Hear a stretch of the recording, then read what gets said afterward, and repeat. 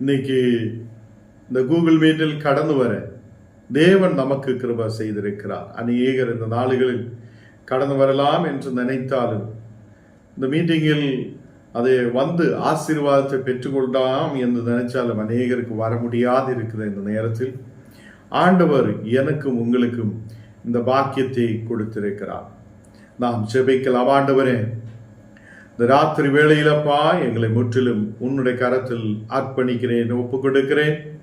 நீர் உண்மையுள்ளவராய், எங்களை ஆசீர்வதிக்கிறவராய், எங்களை கைவிடாத தேவனாய் நீர் எங்களோடு கூட இருக்கிறதுக்காக ஸ்தோத்திரம். நீர் உயிர் உள்ளவர், உன்னதர், வாக்கு மாறாத தேவனப்பா. இந்த நாளுகளில் அப்பா உம்முடைய பிரசனத்தால் நீர் எங்களை நிரப்பி ஆசீர்வதித்து வழி நடத்துதகவைக்காக ஸ்தோத்திரம். எங்களை முற்றிலும் தாழ்த்துகிறேன், அர்ப்பணிக்கிறேன். நீர் கூட இருந்து வழி நடத்துதகவைக்காக ஸ்தோத்திரம். எங்களுடைய எல்லா கவலைகளை மாற்ற, கண்ணுநீரான சூழ்நிலைகளை மாற்ற, எல்லா பலவீனதைகளை மாற்ற நீர் உண்மை உள்ளவராய் இருக்குதகவைக்காக ஸ்தோத்திரம். எங்களை முற்றிலும் தாழ்த்துகிறேன், அர்ப்பணிக்கிறேன். நீர் உண்மை உள்ளவராய், எங்களை வழி நடத்துதவராய், எங்களை பாதுகாக்குதவராய் கூட இருக்குதகவைக்காக ஸ்தோத்திரம். நீரை பரிசுத்தராய் கூட இரு.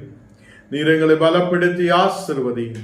எங்களை முற்றிலும் தாழ்த்துகிறேன். இன்னைக்கப்பா நாங்கள் இந்த கூகுள் மீட்டாய் கடந்து வந்திருக்கும் போது உம்முடைய வார்த்தைகளை கேட்டு ஆசீர்வாதத்தை பெற்றுக்கொள்ள, தேசத்தில் ஆசீர்வாதத்தோடு இருக்க நீர் எங்களுக்கு கிருபை செய்ததுக்காக ஸ்தோத்திரம்.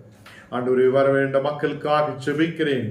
அவங்களுடைய எல்லா தடைகளை நீர் மாற்றி ஆண்டவரே வருந்த நாடுகளில் எல்லா மக்களும் கடந்து வர நீர் கிருபை செய்ததுக்காக ஸ்தோத்திரம். எங்களை முற்றிலும் தாழ்த்துகிறேன், அர்ப்பணிக்கிறேன். இயேசுவின் நாமத்தில் தனபிதாவே, ஆமேன், ஆமேன். கர்த்தர் நம்மோடு கூட இருந்து நம்மை ஆசீர்வதிக்கிறவர். இந்த ராத்திரி வேளையிலும் தேவன் உங்களை ஆசீர்வதித்து தேசத்தில் வழி நடத்துவார். லூக்கா 15 அதிகாரம் അതിന്റെ 1 വചനം നാം വാസിக்கலாம். ലൂക്കാ 15 அதிகாரம் അതിന്റെ 1 വചനം. സകല ആയക്കാരരും பாபிகளும் அவருடைய வசனங்களை கேட்கும்படி அவரிடத்தில் வந்து சேர்ந்தார்கள். இங்கே நாம் லூக்கா 15 அதிகாரத்தில் நாம் வாசிக்கும் போது நமக்கு பார்க்க முடியும், சகல ஆயக்காரர்கள் அவருடைய பக்கத்தில் வந்திருக்கிறார். எல்லா பாபிகளும் அவருடைய வசனத்தை கேட்கும்படி அவருடைய இடத்தில் வந்து சேர்ந்தார்கள். ஆயக்காரர்கள் எப்போதுமே அவங்க பணத்தை கொடுத்து மக்களை ஏமாற்றி நிறைய பிரச்சனைகளை உண்டு பண்ணதா, அநேகம் அதை ஏமாற்றி அவங்களுக்கு விரோதமாய், மக்களுக்கு விரோதமாய் எழும்புத மக்கள் தான் இந்த ஆயக்காரர்கள். பாபிகளாய் இருக்கிறவங்களே அன்னைக்கு இருக்கிற மக்கள் அதை யாரையும் சேர்த்து கொள்ள மாட்டேன், கூட கொண்டு போக மாட்டேன், அவங்களோட பக்கத்தில் இருக்க மாட்டேன், இந்த மாதிரி சூழ்நிலைகள் இருந்திருக்கிறார். இங்கே இயேசு அவருடைய வசனங்கள் சொல்லப்படும் போது, தேவனுடைய வார்த்தைகளை சொல்லப்படும் போது ஆயக்காரர்கள் வருகிறார், பாபிகள் அவருடைய இடத்தில் வருகிறார். எதுக்காக வருகிறார்? அவங்கள் வசனத்தை கேட்கும்படி இயேசுவிடம் வருகிறார். நாம் இங்கே லூக்கா 6 அதிகாரம் 18 வசனம் வாசிக்கும் போது அசுத்த ஆவிகளால் பாதிக்கப்பட்டவர்களும் வந்து ஆரோக்கியம் அடைந்தார்கள் என்று பார்க்கிறார்.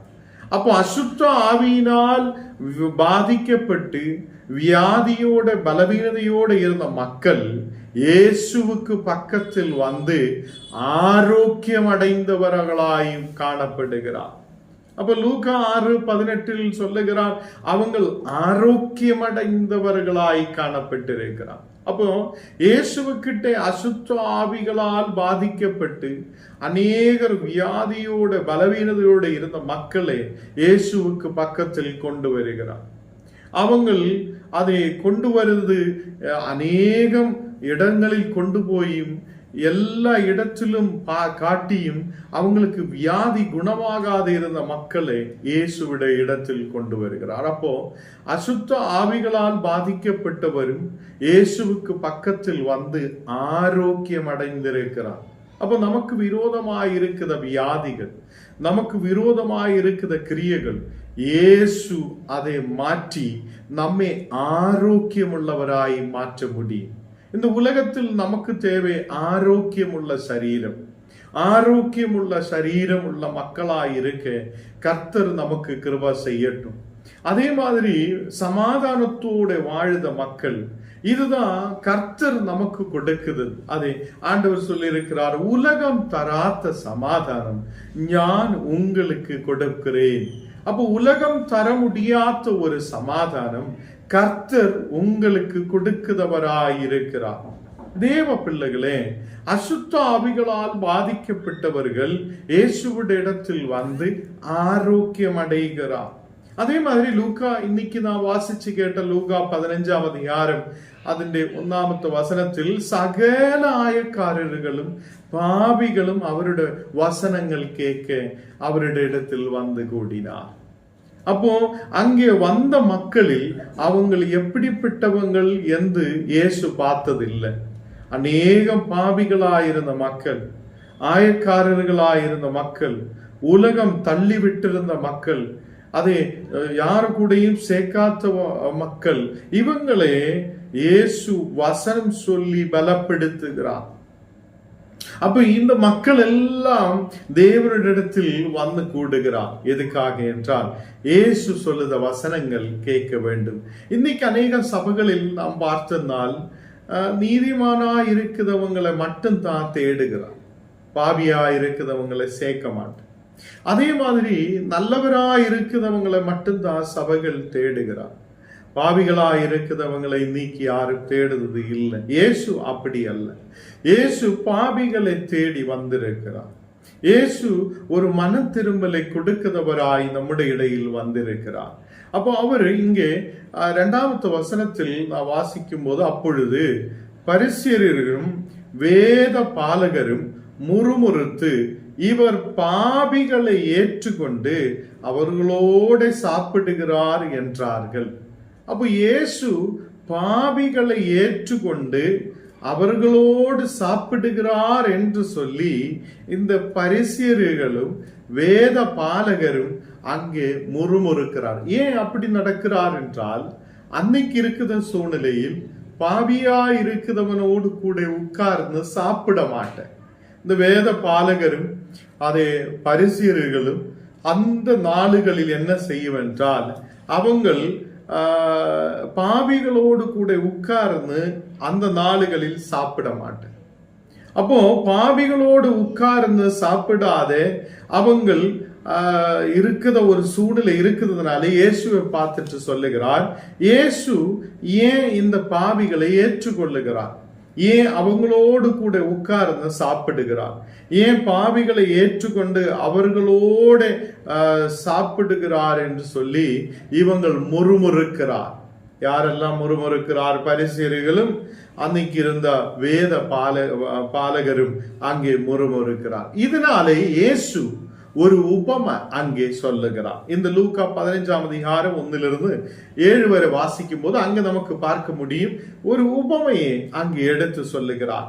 அப்போ மக்கள் அன்னைக்கு கடந்து வரும்போது யாரெல்லாம் தேவனோட வார்த்தைகளை கேட்க வருதோ அந்த மக்களுக்கு உபமைகளால் இயேசு அதை போதனம் செய்திருக்கிறார். உபமைகளால் தேவனுடைய வார்த்தைகளை அறிவித்திருக்கிறார். 3வது வசனத்தில் அவர்களுக்கு அவர் சொன்ன உபமையாவது, 4வது வசன வாசிங்க, உங்களில் ஒருவனுக்கு 100 ஆடுகளில் உடையவனாயிருந்து அவைகளில் ஒன்று காணாமல் போனால் 99 ஆடுகளையும் வனாந்தரத்திலே விட்டு காணாமல் போன ஆட்டை அதை கண்டுபிடிக்கும் அளவும் தேடி தெரியும்.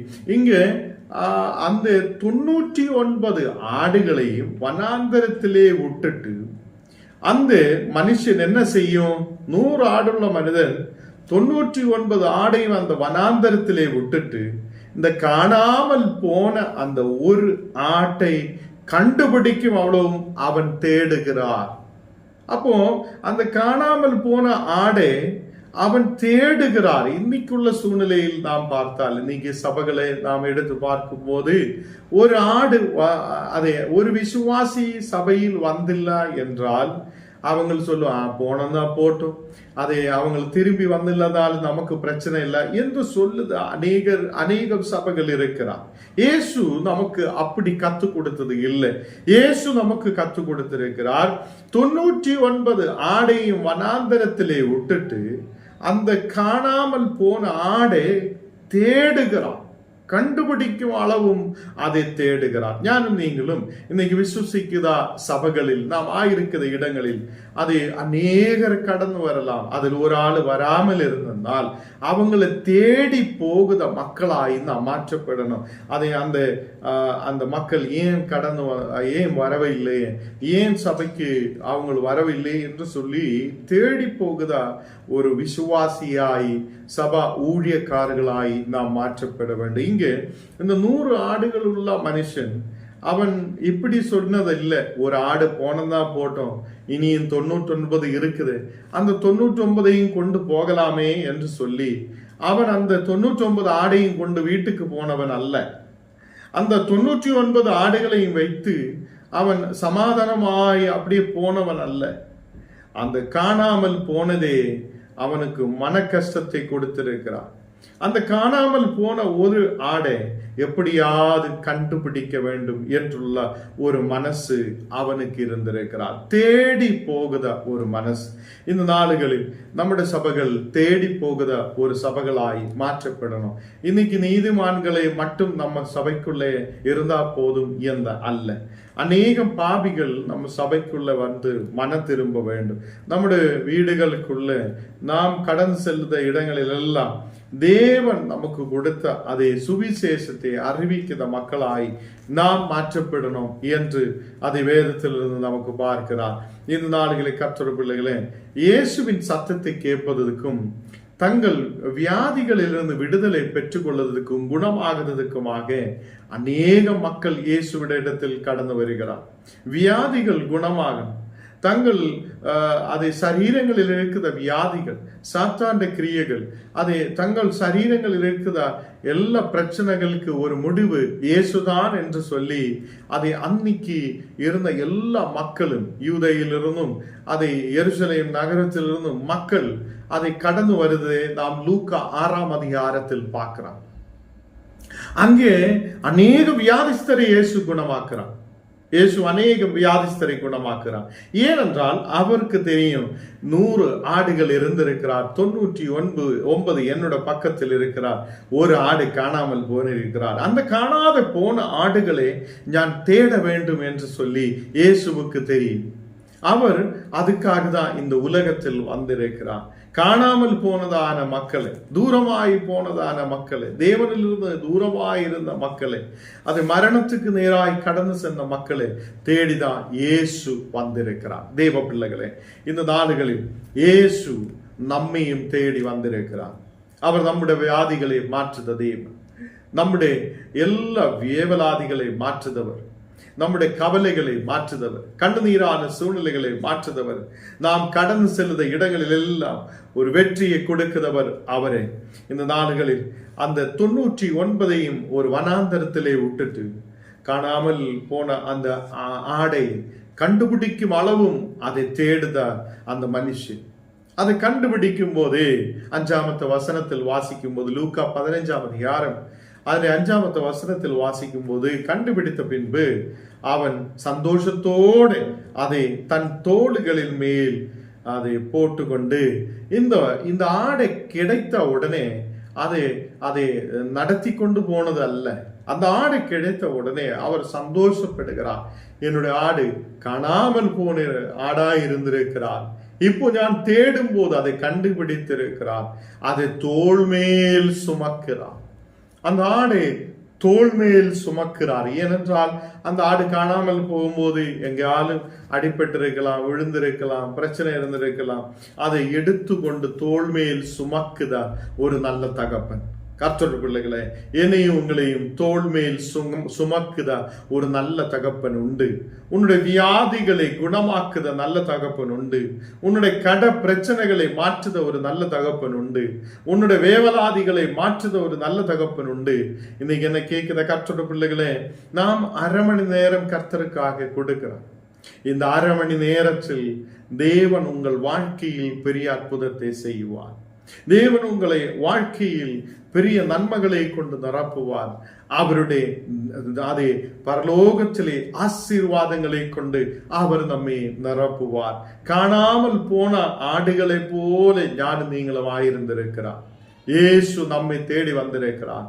நம்முடைய வியாதிகளை குணமாக்கி இருக்கிறார். நம்முடைய பிரச்சனைகளை மாற்றி இருக்கிறார். பாவங்களை அவன் மாற்றி இருக்கிறார். நமக்கு ஒரு விடுதலை அவன் அனுப்பி இருக்கிறார். கர்த்தருடைய பிள்ளைகளே, இங்கு 6வது வசனத்தில் வீட்டுக்கு வந்து சிநேகிதரையும் அயல்காரையும் வரவழைத்து காணாமல் போன என் ஆட்டை கண்டுபிடித்தேன், என்னோடு கூட சந்தோஷப்படுங்கள் என்பதாக. அங்கே காணாமல் போன என்னுடைய ஆடை நான் கண்டுபிடித்திருக்கிறேன். காணாமல் போன என்னுடைய அந்த ஆடை கண்டுபிடித்திருக்கிறேன்.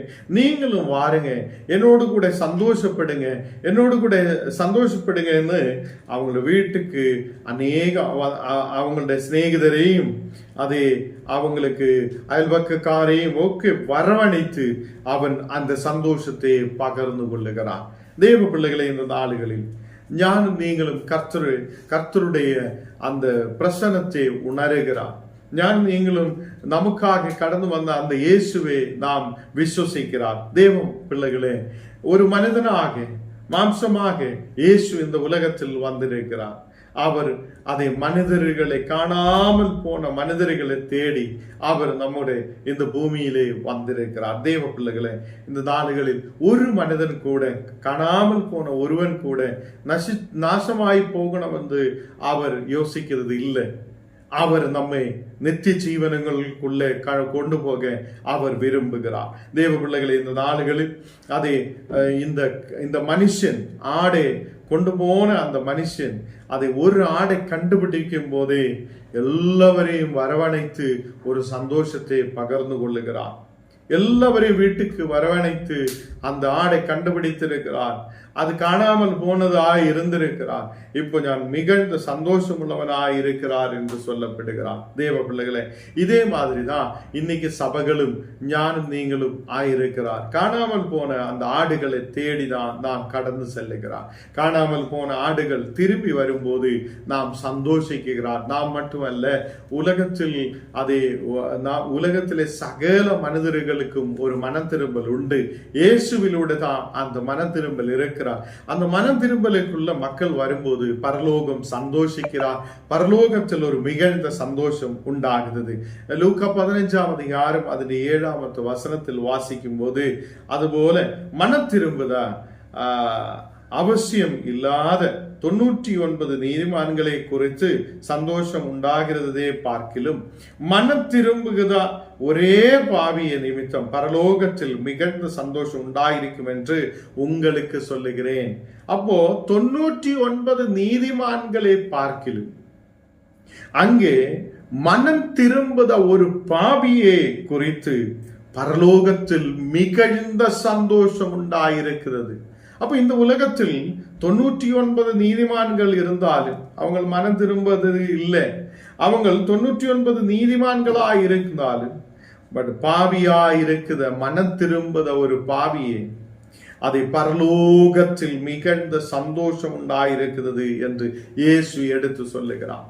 அப்ப இன்னைக்கு ஞானம் நீங்களும் நம்ம சபைகளும் எல்லாம் ஒரு பாவி மனம் திரும்ப வேண்டும் என்று நாம் நினைக்கிறோம். ஆண்டவரே, நம்ம குடும்பங்களில் நாம் ஆயிருக்கிற இடங்களில் சபைகளில் ஒரு பாவி மனம் திரும்ப வேண்டும். மனம் திரும்பும் போது பரலோகத்தில் மிகுந்த சந்தோஷம் உண்டாயிருக்கிறது. பரலோகத்தில் எப்போதும் மிகுந்த சந்தோஷம் உண்டாயிருக்கிறது. இயேசு உபமையிலூടെ எடுத்து சொல்லுகிறார்.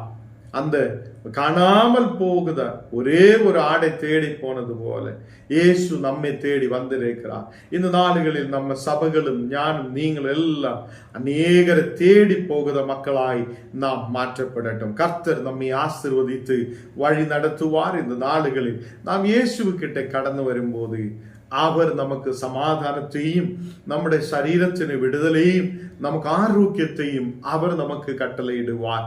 எல்லா வேவலாதிகளை மாற்றுவார். எல்லா கவலைகளை அவர் மாற்றுவார். இன்னிலிருந்து ஞானம் நீங்களும் அநேகம் மனம் திரும்பத மக்களுக்கு அநேகர் மனம் திரும்புவதற்காக நாம் ஜெபிக்கட்டும். கர்த்தர் பெரிய காரியத்தை நமக்காக செய்வார். நாம் கண்ணுகளை மூடலாம், ஜெபிக்கலாம். ஆண்டவரே, இந்த ராத்திரி வேளையிலப்பா உம்முடைய பிரசன்னத்தால் நீரங்களுக்கு நிரப்புதகவைக்காக ஸ்தோத்திரம். நீரே பரிசுத்தராய் உண்மையுள்ளவராய் எங்களோடு கூட இருக்குதகவைக்காக ஸ்தோத்திரம்.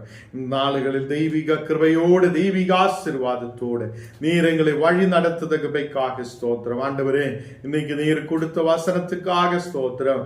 ஒரு பாவி மனம் திரும்பும் போது பரலோகத்தில் அவ்வளவு சந்தோஷம் இருக்கிறார் என்று இன்னைக்கு நீர் வசனத்தை கொடுத்ததுக்காக ஸ்தோத்திரம். அநேக பாவிகள் மனம் திரும்பப்பட, அநேகர் கர்த்தருக்குள்ள கடந்து வரப்பட நீர் கிருபை செய்ததுக்காக ஸ்தோத்திரம். இன்னைக்கு கடந்து வந்திருக்கிற ஓரோ குடும்பங்களிலும் தெய்வீக பிரசனம் இறங்குதகவைக்காக ஸ்தோத்திரம். எல்லா பலவீனதைகள் மாற்றிக்கொடும், கண்ணீரான சூழ்நிலைகள் மாற்றப்படட்டும், வியாதிகள் இயேசுவின் நாமத்தில் எரிஞ்சு மாறப்படட்டும், ஒரு விடுதல் உண்டாகட்டும். இந்த மக்கள் சௌக்கியத்தோடு ஆரோக்கியத்தோடு தீர்க்காயுசோடு பலத்தோடு ஆயிருக்க கிருபை செய். எல்லா பலவீனதைகள் மாற்றும் இயேசுவின் நாமத்தில் தரவிதாவே. ஆமேன், ஆமேன். கர்த்தர் நம்மை ஆசீர்வதித்து வழி நடத்துவார். ஆமேன்.